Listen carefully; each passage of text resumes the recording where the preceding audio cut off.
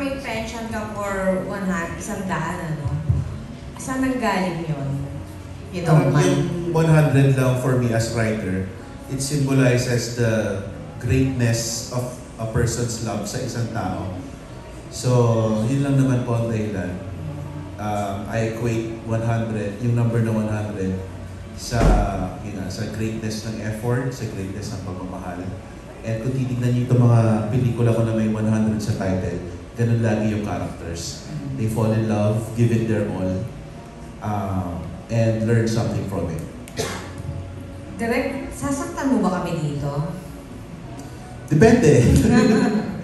Depende. I mean, yung mga tao, ganun nila nakikita yung romance films ko na mapanakit. Pero kasi ako, parang depende kasi sa tao eh. If you value a relationship more, and nagkatuluyan sila, of course, masaya ka, di ba? Pero kung mas binavalue mo naman is personal growth, pwedeng maging masaya ka kahit hindi magkatuluyan kasi nga, mas binavalue mo yung personal growth. So, for this movie, of course, iba natin alam kung paano siya mag-end. So, it's something that people will just have to know by watching. And, I don't know kung spoiler, pero is this designed to have a sequel parang isang daang tula? Pero sana kung meron man hindi 8 years. wala namang ganung plano. Kasi like for example, yung sequel ng isang daang tula para kay Stella, it wasn't really planned. Parang hinayaan lang namin yung pelikula to take its course. And then eventually, parang napag-isip-isip namin ng Viva na pwede pangdugtungan yung kwento, saka lang namin ginawa. So ito, ganun din. Wala naman kami iniisip na sequel. We just want Minamahal to be beautiful on its own. And then let's see where it goes after mapalabas ng pelikula. Thank you, Direk.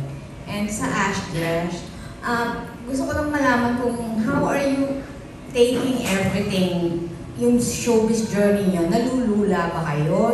Nabibilisan? Or calculated expectations ba na ganito talaga? Anong pakiramdam niyo talaga sa nagiging journey niyo ngayon? Ako syempre, nabigla po ako nung una kasi hindi ko talaga in-expect na maraming i-open na door sa akin yung mutya ng Section E.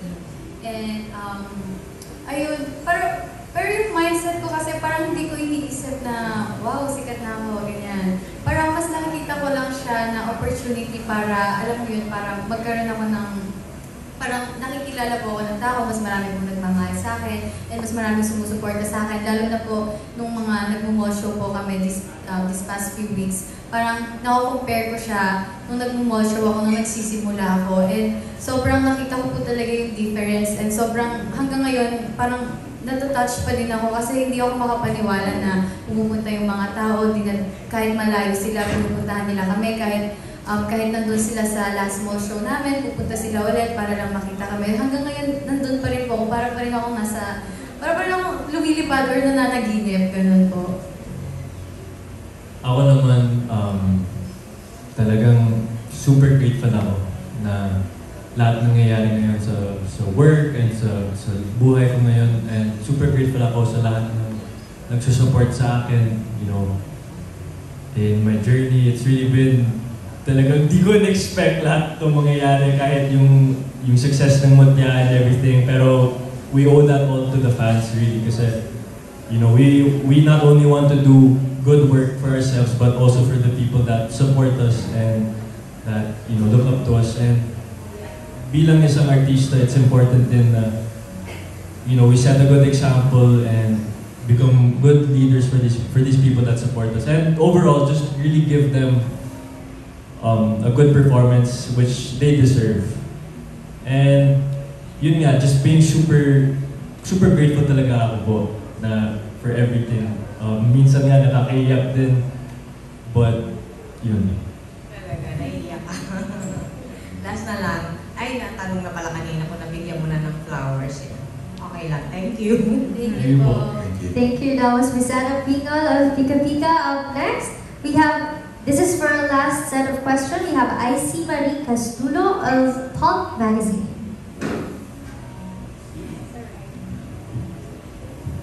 Hello po, ayun. Nice meeting you. And congratulations po ulit para sa inyong upcoming movie. Thank you. First of all po, out of curiosity, saan po kaya yung possible venue or lugar para i-shoot po yung movie?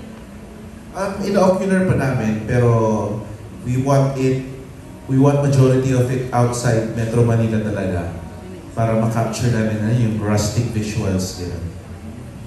Ayun, for Ashkin, nabanggit na kasi ni Andres kanina na yung character niya as Rafi is may similarities sa personality niya. Ikaw, ano yung sa tingin mo similarities mo kay Luna? And at the same time, pwede ka bang magbigay ng like, something info about Luna without even spoiling too much? Ako sa totoo lang, parang sabi, nung binasa ko po yung script, sabi ko, parang mas nahihirapan ako dito kumpara kay JJ. Kasi sobrang lapit talaga ng personality ko kay JJ. And si Luna kasi independent siya, ayaw niya ng tulong, hindi siya naniniwala sa love, and confidential, leader type siya. Kabalik-kalan ko lang yun. So parang sabi ko, hala, so mas matcha-challenge ako dito. And ayun, buti na lang, parang nag-workshop din kami, and ayun, parang ngayon, yung kaba ko before na, nung una ko binasa yung script, parang napunta na sa excitement. Ayun, for direct lang po. Yung OST or team po kasi for the movie is Minamahal by Earl Agustin. Curious lang po, is there any deeper reason bakit po yun yung song na pinili nyo as OST for the movie? Ang pumili ng song ay si Boss Vic mismo. So siguro naghahanap lang talaga siya ng kanta na makaka-capture yung vibe ng movie, including yung lyrics. And nung pinili naman niya yun, kinonsult din naman niya ako and even si Aga. And we all loved it. Yun. Si Boss Vic nakakaalam bakit yun ang pinili. Pero para sa akin, bagay siya.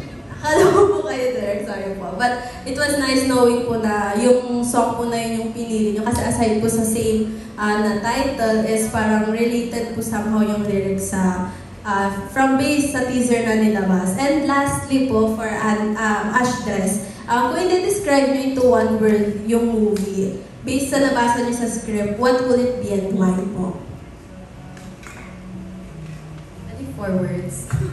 Sure.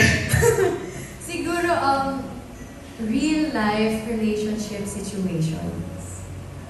Bakit po kaya? Kasi, ayun, tulad nung sinabi ni Derek kanina, yun talaga yung mostly nagiging, like, parang na-encounter ng mga nasa relationship, yung problem na yun. Yun, di ba, nung pinabasa ko sa yung script, tapos minessage mo ko sa Instagram, parang sabi mo, napaka-totoo ng scenes. Sobrang totoo ng problema, sobrang totoo ng mga nararamdaman ng mga characters. Ako din, sabihin ko din realistic kasi yung mga eksena kasi parang yung mga viewers makaka-relate sila sa mga nangyayari sa eksena kasi super real and it's not a larger than life type of setting and film kaya realistic. Yeah, we're excited to see the realistic na sinasabi niyo sa movie. So congratulations po. Thank you po. Thank you. Thank you. That was IC Marie Castulo of Pulp Magazine. And that concludes our Q&A. Congratulations once again to our team.